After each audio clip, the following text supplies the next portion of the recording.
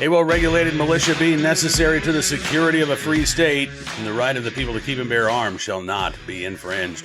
Welcome to another edition of Bearing Arms, Cam and Company. My name is Cam Edwards. Glad you're with me on the program today. Got to say, I'm a little discombobulated just before I sat down to record today's program. I saw the news about former Virginia Lieutenant Governor Justin Fairfax murdering his wife, taking his own life in their home in Fairfax County, Virginia last night, while their two kids apparently were in the home. I'm just appalled and shocked and disgusted by this, and my heart goes out to those kids. Fairfax, was a staunch gun control advocate. He was praised by the gun control group Giffords, among others, when he was elected lieutenant governor in 2017. I ran across a segment from a WAVY-TV at the 2020 Virginia Citizens Defense League Lobby Day in Richmond. That was the year where, 50, 60,000 gun owners turned out. And a reporter was there, and he caught Fairfax engaging with some gun owners. And, so he went over to the lieutenant governor and asked, okay, well, what's your point here? And Fairfax said, well, the point I'm trying to make, and I'm paraphrasing, is basically, we don't have to yell and scream at each other. We can listen to each other. We can be civil to each other. And I wish that Justin Fairfax had been able to do that in his personal life, and not just when the cameras were rolling.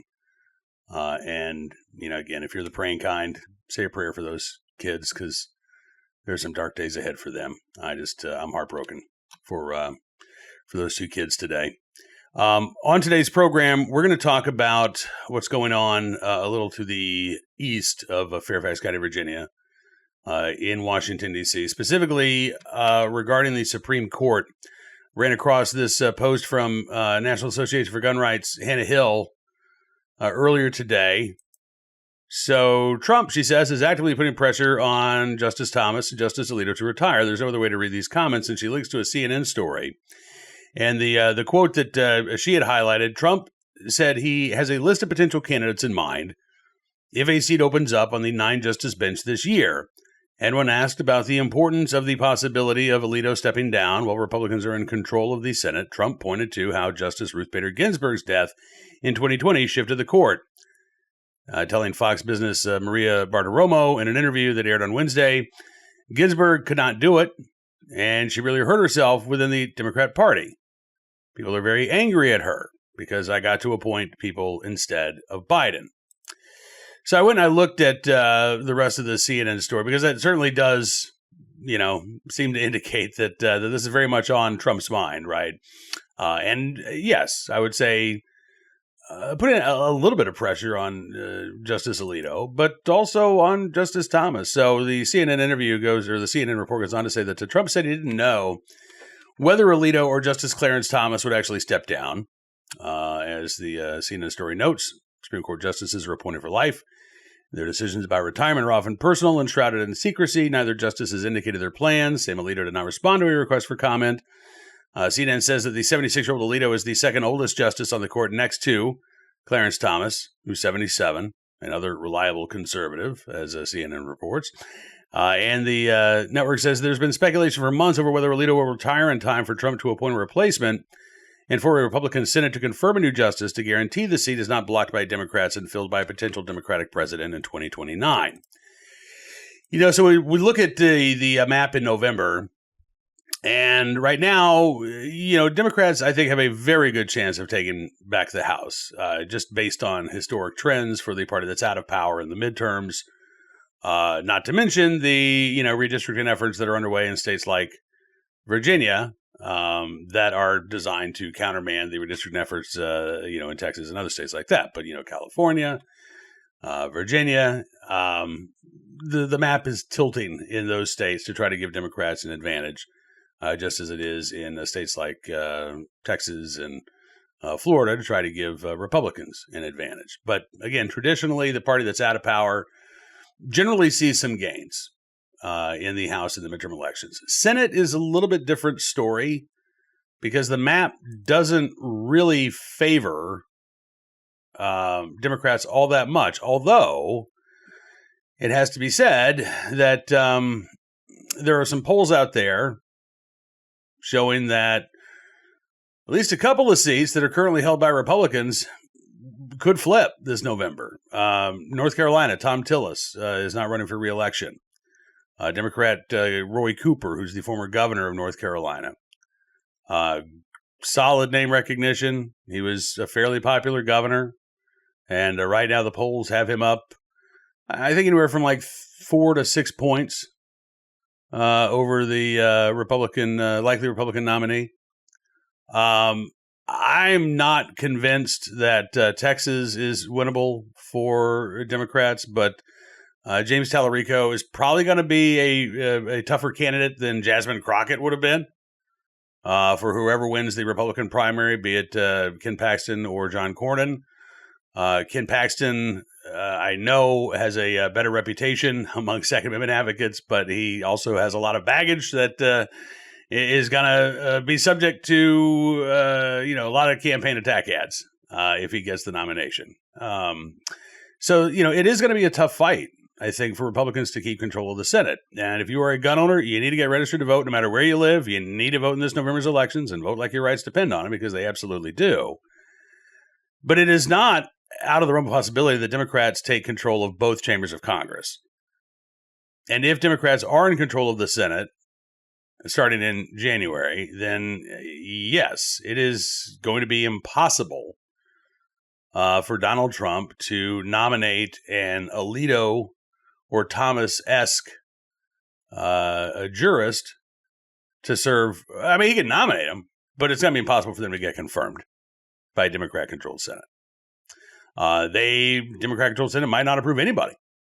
Might just keep those seats open until 2028 or early 2029 in their hopes that a Democrat could fill those seats. So even if Alito or Thomas were to retire or, God forbid, were to pass away between now and then, if the Democrats are in control of the Senate, you're not going to get another Alito. You're not going to get another Thomas.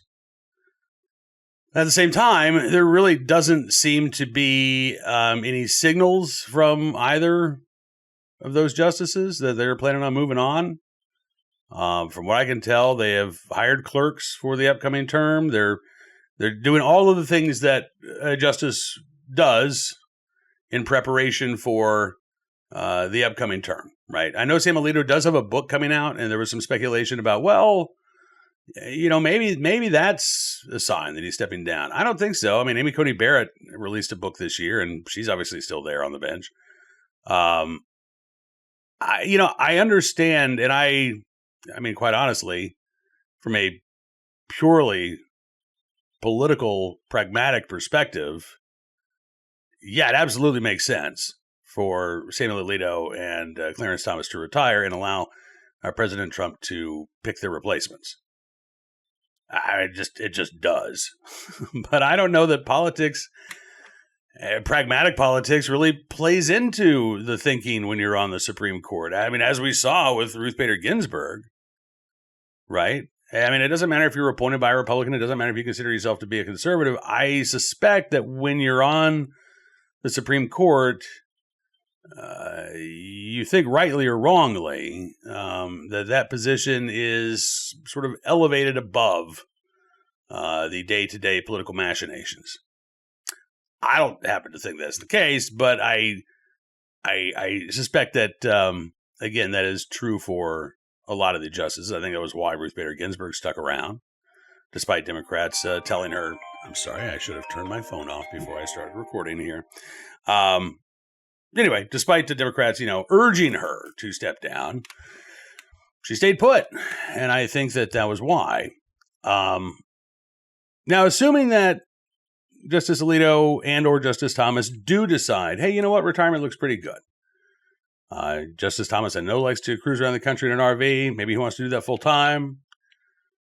Who would be likely replacements? And who would you like to see as replacements for one or both of those justices? I have a pretty short list. Jeanine Pirro is not on it, by the way. No, God, no. Nor do I want to see Judge Judy appointed, or really any other television judge. Maybe if Judge Wapner were around, but I don't. He's not. My short list is really two individuals. If there are two openings, I would love to see Lawrence Van Dyke from the Ninth Circuit Court of Appeals be nominated by President Trump. Yes, because Judge Van Dyke has been extraordinarily good on Second Amendment issues in the Ninth Circuit, but not just in terms of what his rulings have been. It's also how he has gone about his rulings. I know he's rubbed a lot of colleagues the wrong way because he's called out the shenanigans that the Ninth Circuit plays, particularly with Second Amendment cases. And by the way, that continues. The Ninth Circuit granted cert, granted an en banc petition in Baird versus Bonta. That's the challenge to California's ban on open carry in basically non-rural counties. And even in rural counties, you have to get permission from the county sheriff. This is an odd case. It was a 3-judge panel decision that, again, struck down the ban on open carry in urban areas. But kind of held that the provisions for rural counties are akin to a shall issue licensing system. Amy Bellantoni is actually the attorney for Mr. Baird, asked for an en banc review as well, which is really odd. I haven't had a chance to talk with Amy about it, but I'd love to get her on the program to talk about her thinking, given that it was mostly a win for her client.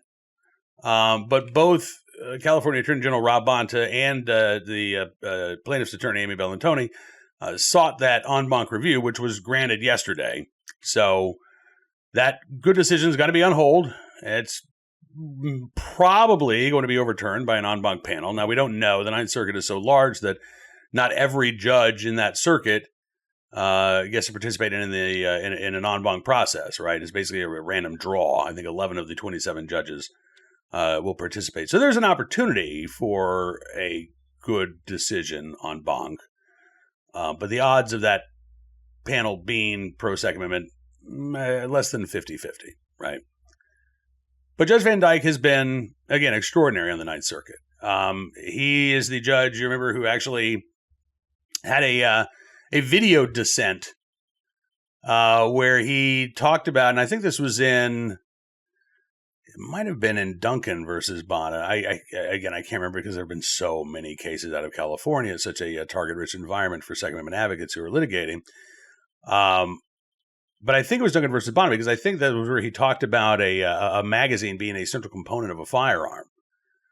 Whereas other Ninth Circuit judges concluded that magazines were not arms under the Second Amendment, and therefore were not protected under the Second Amendment. And Judge Van Dyke's point was, okay, if you're going to treat magazines that way, well, what about some of these other components here? Like, can you remove, there's nothing that says a trigger, right? It's a frame or receiver under federal law. That's the firearm. Nothing about a trigger. So can you remove the trigger and it's still a gun? And he actually disassembled a pistol to show the various component parts, how they all work together, and how, yes, these component parts are central to the function of an arm, and therefore are protected by the Second Amendment because of their essential nature to an arm being more than a paperweight, right? So I'd love to see Judge Van Dyke become Justice Van Dyke. I think that would be extraordinary. And I think it would be extremely helpful for gun owners in the decades to come. My second choice would be Fifth Circuit Judge Don Willett, who was formerly on the Texas Supreme Court. You may have followed Judge Willett on social media. He used to have a great Twitter account before he was named to the federal bench, and then he kind of mostly shut that down. I think, every few months he'll post something on Twitter about family or, something very non-political. But Judge Willett has a very great, sharp legal mind.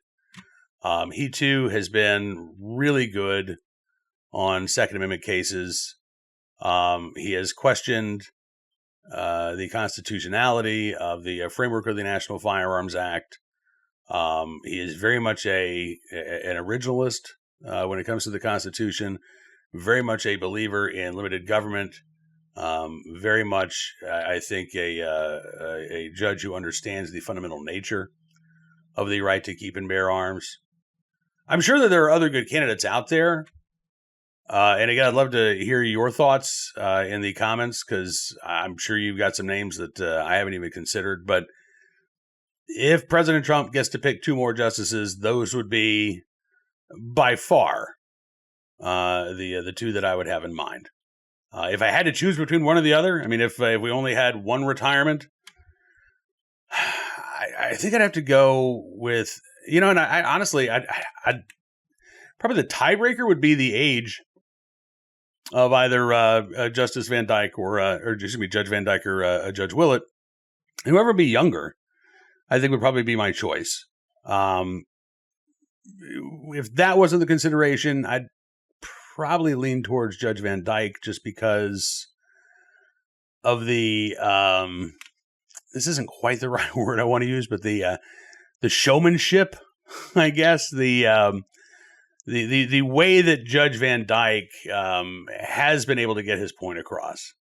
I like his style very much, and I would love to see that on the Supreme Court. Again, it's not up to me, and it's not up to President Trump even. It's up to Justice Alito and Justice Thomas as to whether or not they are ready to ride off into the sunset. And again, right now, there's no indication that is going to be the case.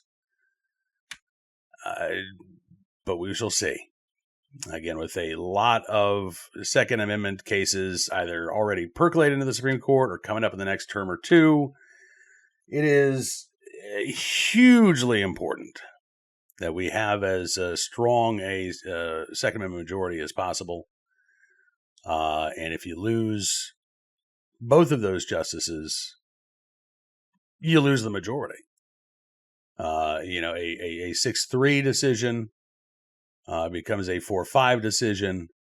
A 5-4 decision becomes a 3-6 decision, upholding gun control laws, and that would be an outright disaster for our right to keep and bear arms. So let's hope and keep our fingers crossed that doesn't happen in the near future. All right, on to today's Armed Citizen story, our good deed of the day, and our recidivist report. We will start there with a case out of Houston, Texas. Houston man gets deferred probation after he shot a man in the face during a child custody exchange. How does somebody get nothing more than probation, not just after, firing shots, but actually hitting somebody in the face? 24-year-old Tyler Deshaun Goudreau Cheeks pleaded guilty to 2 counts of aggravated assault back in October. He was back in the 54th State District Court in Waco, Texas, on Wednesday for sentencing. Prosecutors had recommended in October that Judge Susan Kelly place Cheeks on deferred probation for 8 years in exchange for his guilty plea. The judge said yesterday that she struggled with that plea offer. And she actually asked the prosecutor, Dan Stokes, why should I go along with this? Stokes said the child's mother wants Cheeks to take the matter seriously and for him to, quote, step up and meet his obligations as a father, including making child support payments for which he is in arrears. So in other words, he goes to prison and she doesn't get paid child support, Your Honor. And so, she's going to be worse off. The child's going to be worse off. There's no guarantee that this guy's actually going to step up, though, right? That's the problem. But the judge did go along with it. The prosecutor also said he hasn't heard from the second victim in the case. The prosecutor said that the woman does want Cheeks monitored to make sure he complies with the law and the terms of his conditions of probation. Well, it's great you can want that, but how many stories have we had in the past where people have violated the terms of their probation, and what's happened? They've been placed on more probation, right? So, you can want that. Doesn't mean you're going to get it. But the judge did place Cheeks on deferred probation, which means, by the way, if he stays out of trouble, he'll have this felony wiped off the books in 8 years. That's just amazing to me. He was fined $500, ordered to perform 300 hours of community service and to take a family violence course. The judge did ask Cheeks if he's making child support payments, how much he's paying. He didn't know how much he was supposed to be paying, but his attorney said that he is set to start a new job today in Houston and is in the process of catching up on back child support. The judge said, you need to familiarize yourself with the court order, take care of your obligations. I don't want to be a family law court right now, but you need to step up. Yeah. Okay. Well, again, 2 felonies, 8 years probation. And that's in the Lone Star State. So again, these types of sentences can happen anywhere and everywhere. This is an issue that is endemic in the criminal justice system. It's not confined to blue states or blue cities. Now, our hero of the day, our self-defense story of the day, an unusual one, also from the Lone Star State. Here's the headline. A woman shot by stalker. Car saves her life in North Harris County, according to Harris County Sheriff's Office. Now, actually, it wasn't a car that saved her life. It was her boyfriend who saved this woman's life. He just happened to be behind the wheel of a car. And yes, while we normally talk about people using firearms in self-defense, in this case, it was a vehicle that was the self-defense tool, or actually the defense of others tool. This happened Tuesday night in Harris County in the Houston area, about 9:30 in the evening. A woman and her boyfriend were coming home from church. They were driving separate cars. She gets there first, pulls into the garage, and as the boyfriend's pulling up behind her, he's in the driveway, he hears gunshots from inside the garage, and he sees his girlfriend being chased by a guy who's dressed all in black. The suspect fired a shot near the boyfriend's car, according to deputies, and the boyfriend then drove his car into the suspect, breaking his leg. The woman was shot. Thankfully, at last report, it looks like she suffered non-life-threatening injuries. And as it turns out, the woman actually knew this guy, or at least was aware of this guy. He's been identified as a 24-year-old Emmanuel Marin, who was a member of this church. He had been asked not to return to the church, though, after making threats to staff.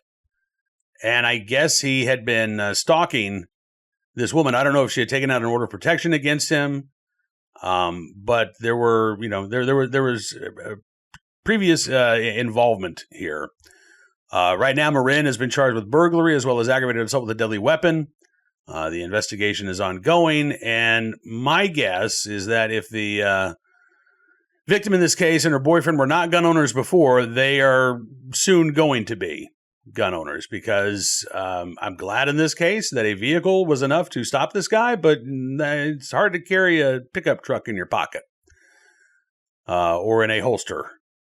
So if this individual gets out, which very well may be the case, still poses a threat, don't depend on your four-wheel drive being able to save your life, or 911 at that point, or an order of protection for that matter. Be sure that you've got the tools necessary to protect yourself and your loved ones. And finally today, our good deed of the day, in the right place at the right time, willing and able to do the right thing. In New Jersey, a neighbor saved a woman from a burning home in Toms River. Both ended up injured, but thankfully it looks like the injuries are not too serious. Toms River, by the way, I believe the concealed carry capital of New Jersey. Per capita, the most concealed carry permits that have been issued since the Bruin decision. I saw that from the Asbury Park Press last week. And the Asbury Park Press reporting on this incident.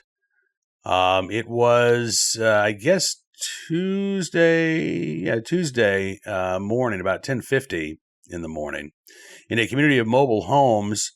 One woman's home did catch fire, but her neighbor ran into the burning building and was able to pull her to safety, not without suffering some burns himself, unfortunately. The woman was taken to the Thomas Jefferson University Burn Center in Philadelphia. At last report, she was listed as stable, that's a good sign. The Good Samaritan, his name has not been released. He went to a community medical center there in Toms River, and thankfully was treated and released. So it sounds like, again, he was not seriously injured. Firefighter actually suffered minor injuries as well while trying to put out the blaze. He, too, was treated and released. They've traced the origin of the fire to a particular spot in the home, but they haven't been able to say conclusively what sparked the blaze. The Ocean County prosecutor said in a statement, though, that the, quote, failure of lithium-ion batteries could not be eliminated as a cause. So looks like that is what they suspect was behind the fire. But again, this unnamed Good Samaritan in the right place at the right time, willing and able to do the right thing, at risk to himself, running into that burning home to save the woman inside. We thank you for your very, very good deed. And I want to thank you, as always, for being a part of the program. I so appreciate you being here. I hope that you have a great rest of your week and a good weekend. We'll be back with you maybe on Monday. I'm not quite sure. I might be taking Monday off. Still kind of up in the air. If I'm not here on Monday, I'll be back with you on Tuesday. And I may, even if I take the day off from writing, I may end up doing a Cam and Company, because we do have a Supreme Court conference this Friday, so we'll have orders coming out on Monday. Fingers crossed we get some good news and maybe a cert grant. But either way, I will see you back here in the next couple of days. And in the meantime, be sure to check out BerrianArms.com. We are keeping you up to date on all of the latest Second Amendment news and information from all across the nation. If you like what you see, I'd encourage you to become a VIP Gold, or VIP Platinum member. Go to BerrianArms.com/subscribe. Use the promo code FIGHT. And you can take 60% off your membership no matter what tier of support you choose. And no matter what tier you choose, you'll be supporting the work we're doing at Berrien Arms. And again, I want to thank you for that very much. All right, we'll see you soon. Until then, be well, be safe, and be free.